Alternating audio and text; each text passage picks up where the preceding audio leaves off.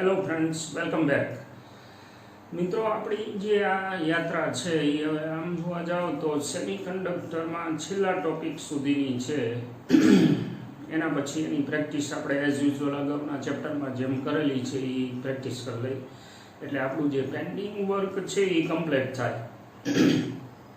આપણે છેલ્લે transistor as amplifier આની ચર્ચા કરેલી છે અને એના ગાણિતીય સંબંધો જે છે એ બધા આપણે રિકલેક્ટ કરી લીધા છે. અને ખાસ કરીને આપણા જે પ્રશ્ન આવે છે ટ્રાન્ઝિસ્ટર ખાતે તો એ મોસ્ટલી આ આલ્ફા બીટાના ઇન્ટર રિલેશન જે લાસ્ટ ટાઈમ આપણે કવરઅપ કરેલું છે એઝ વેલ વોલ્ટેજ ગેઇન, પછી પ્રવાહ ગેઇન અને પાવર ગેઇન ઉપર જ હોય છે મોસ્ટ ઓફ. એટલે એમાં બહુ ઝાઝું આપણે ટેન્શન લેવાની જરૂર નથી હોતી. એક છેલ્લો મુદ્દો જે છે સેમિકન્ડક્ટર ખાતે that is digital electronics. Digital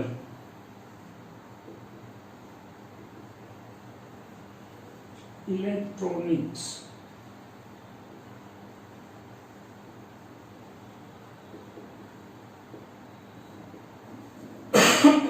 હવે આમ જોવા જાવ તો ડિજિટલ ઇલેક્ટ્રોનિક્સ જે છે આમ મોટી બ્રાન્ચ છે બહુ, અને અત્યારનું આપણું જે આખું ઇલેક્ટ્રોનિક્સ છે એ આખું ડિજિટલાઇઝ થઈ ગયું છે. એટલે બે પ્રકારની સિસ્ટમ છે આપણે ચર્ચા કરી લઈ છીએ. એટલે ટોપિક બહુ વાસ્ટ છે પણ સિલેબસ પોઈન્ટ ઓફ વ્યૂથી જો આપણે વિચારીએ તો ફક્ત અને ફક્ત આપણે 3 મૂળભૂત ગેટ અને 2 યુનિવર્સલ ગેટ આની ચર્ચા કરવાની છે. એટલે એના ટ્રુથ ટેબલ ને એ બધું જોઈ લઈએ એટલે આપણું કામ ઓલમોસ્ટ પૂરું થાય. હવે 2 પ્રકારના સિગ્નલ હોય. પહેલા થોડી પ્રારંભિક વાત કરી લઈએ તો એક હોય છે એનાલોગ,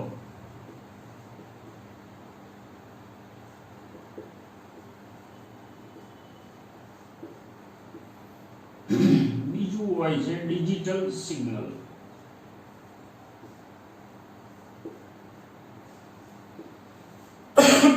જે સિગ્નલ સમયના દરેક ભાગમાં સતત બધી જ કિંમત આપે એને એનાલોગ કહેવાય. સમયના દરેક ભાગમાં બધી જ કિંમત આપે સતત રીતે તો એને એનાલોગ કહેવાય. આપણે એસીમાં જે ભણેલા છીએ સાઇન વક્ર અથવા તો કોસાઇન વક્ર, ઇનપુટ આઉટપુટના જે છે એ બધા એનાલોગ સિગ્નલ કહેવાય કે જે સતત છે, બધી જ કિંમતો એ ધારણ કરે. ડિજિટલ સિગ્નલ છે એ આઈધર ઓર પ્રકાર છે. આઈધર ઓર મતલબ કે સિગ્નલ છે એ હાજર છે અથવા નથી, બેમાંથી એક જ હોય. અથવા તો હાઈ પોટેન્શિયલ લેવલ અને લો પોટેન્શિયલ લેવલ બે જ સ્ટેટ અંદર હોય, ઓન અથવા ઓફ, અથવા હાઈ પોટેન્શિયલ, લો પોટેન્શિયલ. હવે એના આધારે જે કંઈ ઇલેક્ટ્રોનિક્સ ડેવલપ થયું એને ડિજિટલ ઇલેક્ટ્રોનિક્સ કહેવાય. પ્રશ્ન એ થાય કે આપણા જે સિગ્નલ છે એ તો મોટે ભાગે એનાલોગ જ હોય, તો એમાંથી ડિજિટલ કઈ રીતે કન્વર્ટ થાય. આપણા સિલેબસના કવરેજ બહારની વસ્તુ છે છતાં આપણે વાત કરી લઈએ તો આ જે કન્વર્ઝન છે એની પ્રક્રિયા છે સેમ્પલિંગની. સેમ્પલિંગની પ્રક્રિયા દ્વારા એનાલોગમાંથી ડિજિટલ કન્વર્ટ થાય. એમાં સિલેક્શન થાય. કઈ રીતે? હું તમને એક સાદું ઉદાહરણ આપું સમજવા માટે. ફક્ત આપણે જીનર એઝ વોલ્ટેજ રેગ્યુલેટરની વાત કરેલી છે. એટલે આ જે વોલ્ટેજ રેગ્યુલેટર પરિપથ છે એનો તમે ઉપયોગ કરો એટલે શું કરે? જીનર બ્રેકડાઉન વોલ્ટેજ હોય ત્યાં સુધી કન્ડક્શન કરે, પછી ઓફ થઈ જાય, વળી પાછું કન્ડક્શન કરે, ઓફ થઈ જાય. તો તમારું એનાલોગ સિગ્નલ છે એ ક્યાંથી ક્યાં આવ્યું? કે Zener breakdown for example 5 volt તમે રાખ્યું હોય તો 5 વોલ્ટની ઉપરની પીક વેલ્યુ હોય ત્યારે કન્ડક્શન કરે. 5 વોલ્ટની નીચેની પીક વેલ્યુ આવે, 5ની નીચે જાય, માની લો કે પીક વેલ્યુ તો ન કહેવાય, એની નીચે જાય એટલે એ કન્ડક્શન ન કરે. તો આ સેમ્પલ થઈ ગયું. સમયના ચોક્કસ સમયગાળામાં તમારી પાસે જે જીનર છે એને 5 વોલ્ટ એક ધાયરાનું સિલેક્શન કર્યું. હવે એવી 2-3 પરિપથ ભેગા કરો એટલે એનાલોગ ટુ ડિજિટલ કન્વર્ઝન થઈ જાય. આપણો પ્રશ્ન એ નથી. હવે આ જે વાત કરી મેં ડિજિટલ સિગ્નલ, બે જ પ્રકારના સ્ટેટ હોય. ઘણા પ્રશ્નો આપણે કહીએ યસ ઓર નો માં જવાબ મળતા હોય, તમને આઈધર છે નથી માં જ જવાબ મળતા હોય. ઘણા વિધાન હોય એ રીતે કાં તો સાચા હોય કાં તો ખોટા હોય. એટલે આ લોજિકના આધારે લોજિકલ સર્કિટ્સ આપણે બનાવેલી છે અને ઈ લોજિકલ સર્કિટના ખૂબ જ મહત્વના ઉપયોગ આપણને જડી આવ્યા છે એટલે આનો વિકાસ વધારે થયો.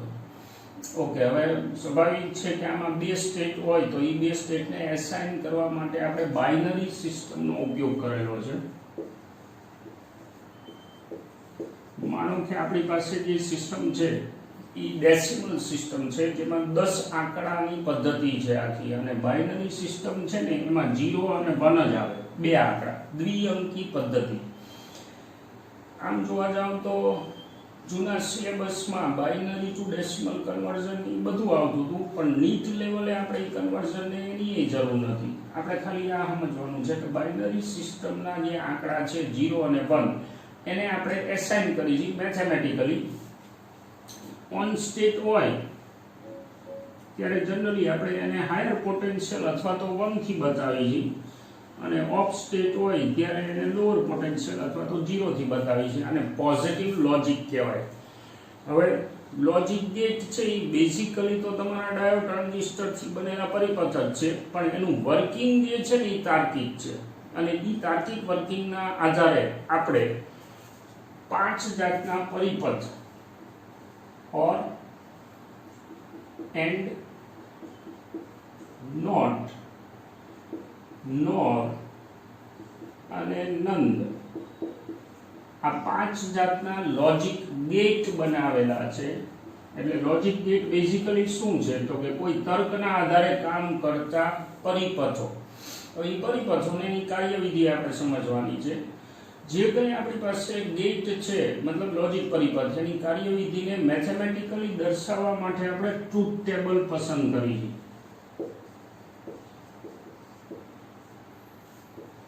હવે વારાફરતી આપણે જોતા જઈએ. પહેલું લોજિક લઈ લઈએ ઓર.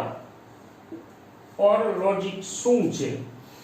મોટે ભાગે લોજિક પરિપથો જે છે આપણી પાસે એમાં 2 અથવા તો વધારે ઇનપુટ હોય પણ આઉટપુટ એક જ હોય એને લોજિક પરિપથ કહેવાય. 2 અથવા વધારે ઇનપુટ અને આઉટપુટ ખાલી એક જ હોય એ લોજિક પરિપથ છે. હવે એમાં ઓર લોજિક શું છે હું એક સાદા પરિપથથી તમને બતાવું. માનો કે એક આપણે બેટરી મૂકી, એક કી મૂકી દઈએ, હું અહીંયા 2 સ્વિચ મૂકું અને એક બલ્બ મૂકી દઉં. આ એક સાદો પરિપથ તૈયાર કર્યો આપણે. હવે આની કાર્યવિધિ આપણે સમજીએ. આ સ્વિચને હું A અને B નામ પાડી દઉં. અત્યારે તમે જુઓ તો A અને B બંને સ્વિચ કેવી છે? ઓફ છે. તો બલ્બ ચાલુ થશે નહીં થાય. શું કામ? તો કે આ સર્કિટ ડિસ્કનેક્ટેડ છે. ધારો કે હું આ સ્વિચને જોઈન કરી દઉં તો હવે પરિપથમાં પ્રવાહ હાલશે. ક્યાંથી? બેટરીમાંથી ઉપર થઈને બલ્બમાં થઈ અને આવી રીતે હાલશે. તો એવે વખતે શું થયું? ભલે B ઓફ હોય છતાંય તે બલ્બ ચાલુ થશે. ધારો કે હું આને ડિસ્કનેક્ટ કરી આને જોઈન કરી દઉં D ને, તો એવે વખતે શું થશે? તો કે જે પરિપથ છે એમાં પ્રવાહ છે નીચેથી હાલશે, બલ્બ ચાલુ થવાનો ભલે એ ડિસ્કનેક્ટેડ હોય. માનો કે હું બેયને કનેક્ટ કરી દઉં તો પરિપથમાં જંક્શન પાસેથી પ્રવાહ ડિવાઈડ થઈ અને પાછો આ સાઈડ ભેગો થઈ જશે, તોય બલ્બ ચાલુ થશે. આનો મતલબ શું થયો? A અથવા B બેમાંથી કોઈ પણ એક જો ઓન હોય, મતલબ કે એક ઇનપુટ જો એક્ટિવ હોય અથવા તો એક ઇનપુટ જો હાયર પોટેન્શિયલ પર હોય તો પરિપથ જે છે એ ઓન થાય, આઉટપુટ તમને પોઝિટિવ મળે, હાઈ પોટેન્શિયલ ઉપર મળે. એવા પ્રકારનો લોજિક પરિપથ છે, એને ઓર લોજિક પરિપથ કહેવાય. આ સાદી સમજૂતી થઈ. પરિપથ છે એ તમે આ રીતે સમજી શકો. માનો કે હું 2 ડાયોડ લઈ લઉં. હવે આ 2 ડાયોડ છે એને A અને B નામ પાડી દઉં ઇનપુટ માટે. Diode 1, diode 2. અહીંથી એક અવરોધ લઈ લઉં, ગ્રાઉન્ડ કરી દઉં, અને આ જગ્યાએ હું બેટરીનો એક છેડો જોડી દઉં, ગ્રાઉન્ડ કરી દઉં. આ ગ્રાઉન્ડનો મતલબ શું? આની સાથે કનેક્ટેડ છે એવું સમજવાનું, અને તમારું આઉટપુટ છે એ અહીંથી લઈ લો. આ ઓર ની ગતિવિધિ સમજાવતો પરિપથ થયો. હવે શું થશે તો કે હું એક લોજિકલ સિક્વન્સ અહીંયા મૂકું.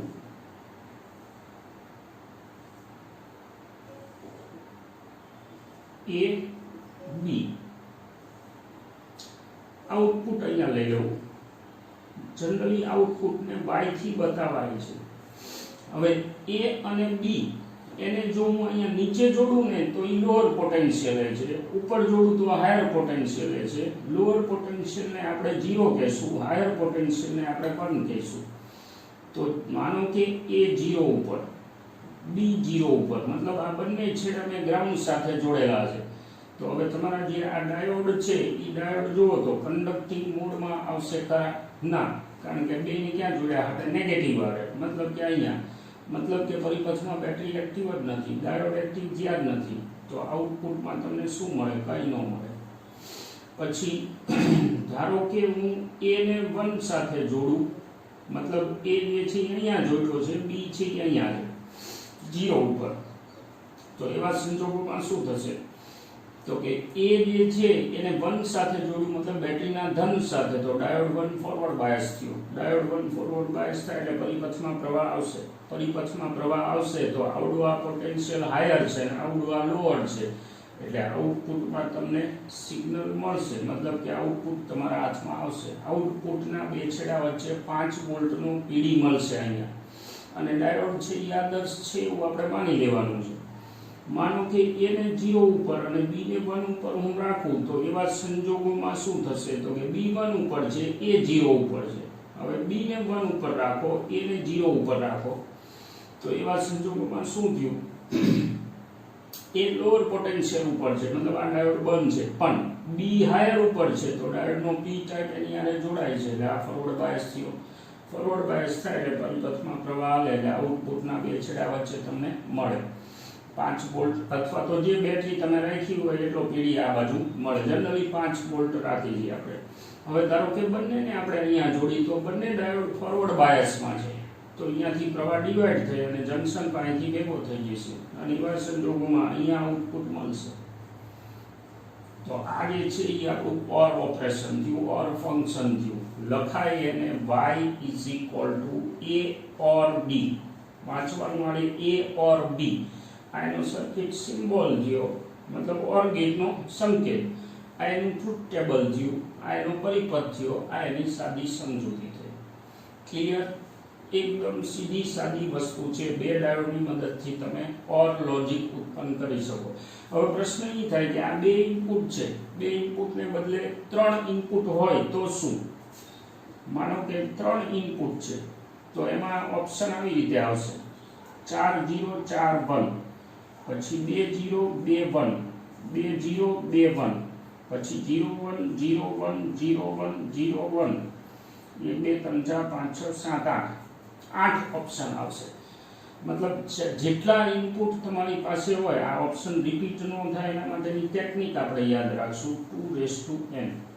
માની લો કે 2 ઇનપુટ હોય તો 4 ઓપ્શન, 3 ઇનપુટ હોય તો 8 ઓપ્શન, 4 ઇનપુટ હોય તો આવા 16 ઓપ્શન આવશે. આપણા રેન્જમાં નથી આવતું, છતાંય આ વસ્તુ આપણે ધ્યાનમાં રાખશું. ઓકે, સર્કિટનો સંકેત આવો છે: A B અને આઉટપુટ. આ ઓર લોજિક થયું આપણું. એટલે ઓર માટે આપણે આટલું ધ્યાનમાં રાખવાનું છે. એનું ગાણિતિક સ્વરૂપ એટલે આનું બુલિયન ઇક્વેશન કહેવાય આને, કારણ કે આ આખું જે છે એ બુલિયન એલ્જીબ્રા ઉપર રચાયેલું છે, એટલે આને બુલિયન ઇક્વેશન કહેવાય. આ એનો પરિપથનો સંકેત છે, ટ્રુથ ટેબલ મેં કીધું એમ. આ ગેટ પોતે અને આ એની સમજૂતી. રેડી? ઓકે, એન્ડ ગેટની વાત કરીએ આપણે.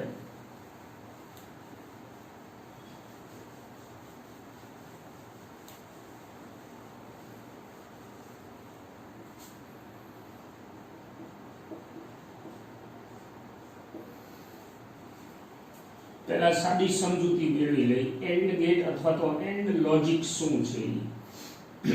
માનો કે મારી પાસે પેલી બેટરી અને એક કી છે.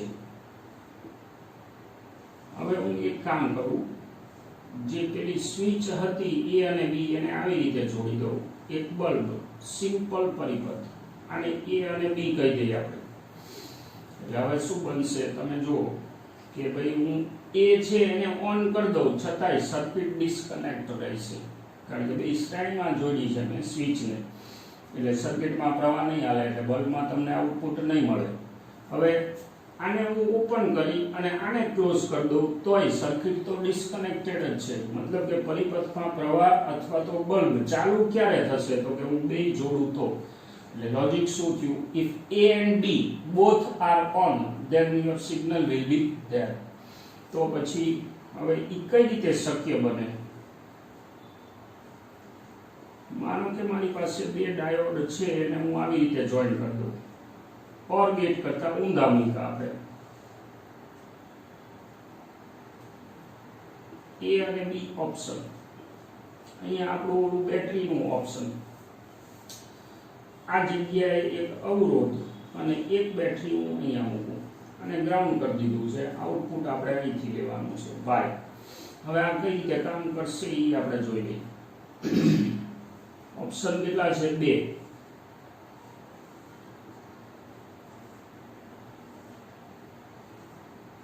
A અને B હું બેને 0 0 ઉપર રાખું છું.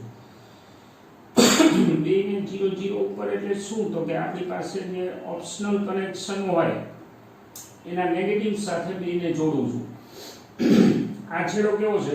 પોઝિટિવ. હવે આ ખાસ સમજવાનું ઓપરેશન, આ છેડો છે પોઝિટિવ, મતલબ કે આ P ટાઈપ બે છે એ હાયર પોટેન્શિયલ ઉપર ઓલરેડી છે.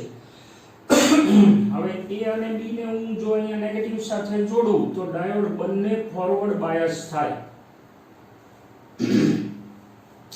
જો બંને ડાયોડ ફોરવર્ડ બાયસ થાય તો પરિપથમાં પ્રવાહ ચાલે, અને જો પરિપથમાં પ્રવાહ ચાલે, આ બેને બે ક્યાં જોડેલા છે? અહીંયા, મતલબ નેગેટિવ સાથે, એટલે કે આ જગ્યાએ. એટલે હવે જો ફોરવર્ડ બાયસ હોય, પરિપથમાં પ્રવાહ જો જતો હોય તો એવા સંજોગોમાં અહીંથી આમ તમે જાઓ છો, તમારે આઉટપુટ લેવાનું છે આ બે છેડા વચ્ચે. જુઓ તો આનું પોટેન્શિયલ કેટલું હશે? પરિપથમાં પ્રવાહ હાલે છે તો તમે બેટરીના +5 વોલ્ટ સપોઝ છે, એ પ્રવાહ ચાલવાના કારણે અવરોધ ખાતે ડ્રોપ થશે, અને જો અવરોધ ખાતે ડ્રોપ થાય તો આ બે ડાયોડ તો કેવા છે? આદર્શ. એટલે આ છેડો અલ્ટિમેટલી ક્યાં છે? લોઅર પોટેન્શિયલ ઉપર. એટલે બેટરીમાંથી મળેલા વોલ્ટેજ છે એ અહીંયા વપરાઈ જાય છે, જેથી કરીને એવું કહી શકાય કે તમારું ડ્રોપ જે છે આઉટપુટનું એ 0 લેવલે મળશે. ધારો કે હું A ને 1 અને B ને 0 ઉપર રાખું, મતલબ A ને હું જોડું છું હાયર પોટેન્શિયલ ઉપર, તો એ વખતે D2 ફોરવર્ડ બાયસ છે, D1 જે છે એ રિવર્સ બાયસ થયું, અને એ વખતે અથવા તો એવું કહેવાય અનબાયસ છે એવું કહેવાય, કારણ કે એના બે છેડા સેમ પોટેન્શિયલ ઉપર જો આ 5 વોલ્ટ હોય તો. હવે D2 ફોરવર્ડ હોય તો પરિપથમાં પ્રવાહ હાલશે, અને જો પ્રવાહ હાલે તો આ પોઈન્ટ છે એ તો લોઅર પોટેન્શિયલ ઉપર થઈ જવાનો, કારણ કે અવરોધમાં ડ્રોપ આવશે, મતલબ અહીંયા વોલ્ટેજ વપરાઈ જશે. જો હું આ 0 અને 1 રાખું તો એ વખતે શું થયું તો કે B જે છે એને તમે હાયરે મૂકો તો અનબાયસ થયું, એ વખતે D1 જે છે એ ફોરવર્ડ બાયસ થશે, વળી પાછું સેમ વાર્તા, અહીંયા તમને આઉટપુટ ન મળે. સપોઝ હું 2 1 રાખું તો એ વખતે બે ડાયોડ જે છે એ ક્યાં છે? હાયર પોટેન્શિયલ ઉપર છે. તો હવે અનબાયસ છે, અનબાયસ છે એટલે ડાયોડ કન્ડક્શન કરશે જ નહીં. ડાયોડ કન્ડક્શન કરે જ નહીં તો તમારા બેટરીના 5 વોલ્ટ અનટચ આઉટપુટમાં મળશે, મતલબ અહીંયા તમને આઉટપુટ મળે. એટલે જો A અને B બંને ઓન હોય તો તમને મળે. આનું બુલિયન ઇક્વેશન થશે A and B વચ્ચે ડોટ. સર્કિટ સિમ્બોલ એનો જે છે એ આ રીતનો છે, A B અને આઉટપુટ, આ બાજુ તમારું આઉટપુટ. એન્ડ ઓપરેશન, સાદો પરિપથ એ પોતે ટ્રુથ ટેબલ, નીચે બુલિયન ઇક્વેશન અને આ એનો પરિપથનો સિમ્બોલ. ઓકે, હજુ બીજા ગેટ આપણે ભણવાના છે, પણ અહીંયા આપણે અલ્પવિરામ કરીએ. નેક્સ્ટ વિડીયોમાં આપણે નોર ગેટ, નંદ ગેટ, પછી નોટ ગેટ અને ખાસ એક્સક્લુઝિવ ઓર ગેટની ચર્ચા કરશું. વિડીયો જોતા રહેજો. અત્યાર પૂરતું હું રજા લઉં. Thank you for watching.